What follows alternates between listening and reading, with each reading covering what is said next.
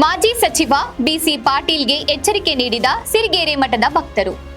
ಮಾಜಿ ಸಚಿವ ಬಿಸಿ ಪಾಟೀಲ್ ಅವರು ನನ್ನನ್ನ ಮಂತ್ರಿ ಮಾಡಿಸಿ ಎಂದು ಮಠಕ್ಕೆ ಅಲೆದಾಡಿದ್ದು, ಇದೀಗ ಅದನ್ನ ಮರೆತು ಗುರುಗಳ ಹಾಗೂ ಮಠದ ವಿರುದ್ಧ ಎಲ್ಲಿಯೂ ಹಗುರವಾಗಿ ಮಾತನಾಡಬಾರದು ಎಂದು ಹೊಳಲ್ಕೆರೆ ಕ್ಷೇತ್ರದ ಸಿರಿಗೆರೆ ಮಠದ ಭಕ್ತ ರಾಜಣ್ಣ ಎಚ್ಚರಿಕೆ ನೀಡಿದರು. ಅವರು ಮಠದಲ್ಲಿ ನಡೆದ ಸಭೆಯಲ್ಲಿ ಮಾತನಾಡಿದರು. ನಾವು ಯಾವುದೇ ಕಾರಣಕ್ಕೂ ಸುಮ್ಮನಿರುವುದಿಲ್ಲ ಎಂದ ಡಾಕ್ಟರ್ ಶಿವಮೂರ್ತಿ ಶಿವಾಚಾರ್ಯ ಶ್ರೀಗಳ ಅನುಮತಿ ಪಡೆದು ಈ ಸಭೆಯನ್ನ ಕರೆದಿದ್ದೇವೆ ಎಂದರು. ಬಿಸಿ ಪಾಟೀಲ್ ಮಠಕ್ಕೆ ಎಷ್ಟು ಸರಿ ಅಲ್ದಾಡಿದ್ದಾರೆ ನಮ್ಗೆಲ್ಲ ಗೊತ್ತಿರಬೇಕು. ನನ್ನ ಮಂತ್ರಿ ಮಂತ್ರಿ ಅಂತ ಹೇಳಿ ಇದೆಲ್ಲ ಯಾರಿಂದ ಅಂತ ಆಗಿದೆ. ನೀವು ಯಾರಿಂದ ಬೆಳೆದಿದ್ದೀರಾ? ನೀವು ಅದನ್ನು ಮರ್ತ್ಬಿಟ್ರೆ ಯಾವುದೇ ಕಾರಣಕ್ಕೂ ನೀವು ದಯಮಾಡಿ ಹೇಳ್ತೀನಿ, ಮಠದ ವಿಷಯದ ಬಗ್ಗೆ ಆಗಲಿ ಗುರುಗಳ ಬಗ್ಗೆ ವಿಷಯವಾಗಲಿ ನೀವು ಹಗುರವಾಗಿ ಎಲ್ಲಿನೂ ಕೂಡ ಮಾತಾಡಬಾರ್ದು. ನಾವು ಯಾರು ಕೂಡ ಯಾರು ನಾವು ಸುತ್ತಿರೋದಿಲ್ಲ.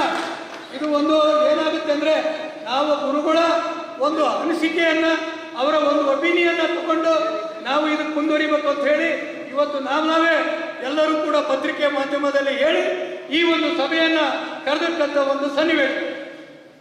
ದಯಮಾಡಿ ನೀವು ನಿಲ್ಲಿಸಿ. ಏನೇ ಇದ್ರು ಬನ್ನಿ ಗುರುಗಳ ಸಮ್ಮುಖದಲ್ಲಿ.